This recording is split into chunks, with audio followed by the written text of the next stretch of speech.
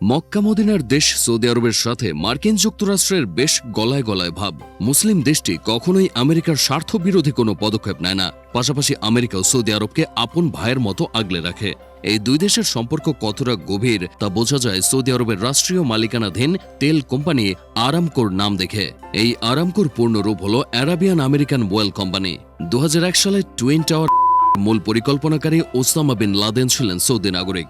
এমনকি সেই হামলায় সরাসরি অংশ নেওয়া 19 জনের মধ্যে 15 জনই ছিলেন সৌদি আরবের নাগরিক। এরপরও আমেরিকা ও সৌদি আরবের বন্ধুত্বে বিন্দু মাত্র ফাটল ধরেনি। উল্টো মার্কিন সরকার সৌদি আরবের পাশে দাঁড়িয়েছে। তবে সৌদি আরবের প্রতি যুক্তরাষ্ট্রের এমন অতি আন্তরিকতার কারণ কি এমন রয়েছে সৌদি যুক্তরাষ্ট্রের ঘনিষ্ঠ বন্ধুত্বের নেপথ্যে? মূলত আধুনিক সৌদি আরবের প্রতিষ্ঠা লগ্ন হতে যুক্তরাষ্ট্রের নাম দেশটির ইতিহাসের সাথে জড়িয়ে আছে। আধুনিক সৌদি আরবের জন্ম হয়েছিল 1932 সালে আব্দুল আজিজ ইবনে সৌদের হাত ধরে। এক্ষেত্রে তাকে আর্থিক ও সামরিক সহায়তা দিয়েছিল তৎকালীন পরাশক্তি ব্রিটেন। প্রতিষ্ঠার পর সৌদি আরব ছিল তৎকালীন সময়ের অন্যতম দরিদ্র রাষ্ট্রগুলোর একটি। কৃষি ও হজ থেকে প্রাপ্ত অর্থই ছিল দেশটির মূল চালিকা শক্তি। তবে প্রতিষ্ঠার মাত্র 5 বছরের মধ্যেই রকেটের গতিতে ঘুরে দাঁড়ায় সৌদি অর্থনীতি। বিশেষ করে পারস্য উপসাগরীয় অঞ্চলে তেল আবিষ্কারের পর রাতারাতি তাদের ভাগ্যের চাকা ঘুরে যায়। তবে ব্রিটিশদের সহায়তায় সৌদি রাষ্ট্র প্রতিষ্ঠিত হলেও দেশটি হতে তেল উত্তোলনের দায়িত্ব পায় যুক্তরাষ্ট্র। 1933 সালে মার্কিনীদের সহায়তায় সৌদি আরবের খনিজ তেল অনুসন্ধান শুরু হয়। 1938 সালে তেহরানের অদূরে দাম্মাম তেল ক্ষেত্র আবিষ্কৃত হলে যুক্তরাষ্ট্রের ক্যালিফোর্নিয়া অয়েল কোম্পানির সাথে একটি চুক্তি স্বাক্ষর করেন সৌদি রাষ্ট্রের প্রতিষ্ঠাতা আব্দুল আজিজ ইবনে সৌদ। এই চুক্তির অধীনে ওই বছর হতেই বাণিজ্যিকভাবে তেল উত্তোলন শুরু করে সৌদি আরব। পরবর্তীতে আরাবিয়ান আমেরিকান ওয়েল কোম্পানি বা আরামকো প্রতিষ্ঠার মাধ্যমে নিজেদের সম্পদের পরিমাণ 1000 গুণ বৃদ্ধি করে সৌদি রাজ পরিবার। আর এই তেল কোম্পানিটি হল সৌদি আরব ও মার্কিন যুক্তরাষ্ট্রের অকৃত্রিম বন্ধুত্বের অন্যতম বীজ।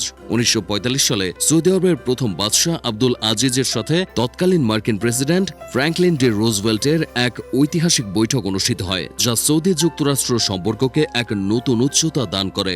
এরপর 1974 সালে এই দুই দেশের মধ্যে পেট্রো ডলার চুক্তি নামে ঐতিহাসিক এক চুক্তি স্বাক্ষরিত হয়। সেই চুক্তির মূল বিষয় ছিল সৌদি আরব আন্তর্জাতিক বাজারে শুধুমাত্র মার্কিন ডলারেই তেল বিক্রি করবে।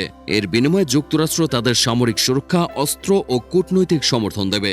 সে সময় যদি সৌদি আরব তাদের বন্ধু দেশ যুক্তরাষ্ট্রের সাথে পেট্রো ডলার চুক্তি না করত, তাহলে আজকের দিনে বিশ্ব অর্থনীতিতে ডলার এতটা শক্তিশালী হতো না। সৌদির প্রত্যক্ষ সাপোর্টেই আমেরিকান ডলার আজকের এই অবস্থানে উঠে এসেছে।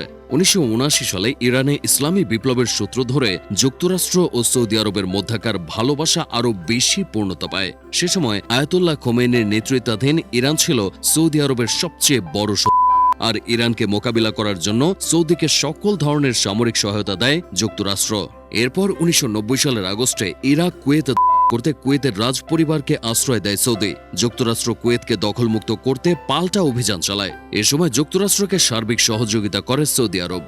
2001 সালে আমেরিকার twin tower Osama bin Laden সহ 16 জন সৌদি নাগরিকের সম্পৃক্ততা থাকায় অনেকেই তখন ধরে নিয়েছিল যে এই দুই দেশের দীর্ঘদিনের বন্ধুত্বের ইতি ঘটতে চলেছে। তবে সে সময় সৌদি আরবে চলে উল্টো ইরাকে করে বসে মার্কিন সৈন্যরা। সেই আক্রমণে আবার সৌদি সরকার তাদের সহায়তা করে। টুইন টাওয়ার ট্র্যাজেডির মতো মহাস্পর্শকাতর ঘটনায়ও যেখানে সৌদি যুক্তরাষ্ট্র সম্পর্কে চির ধরেনি, সেখানে আগামী 100 বছরেও এই দুই দেশ একে অপরের হাত ছাড়বে বলে মনে হচ্ছে না। তেল ও রাজনৈতিক মেলবন্ধনে গড়ে ওঠা এই বন্ধুত্ব সময়ের সাথে আরও বেশি দৃঢ়তার পথে এগোচ্ছে।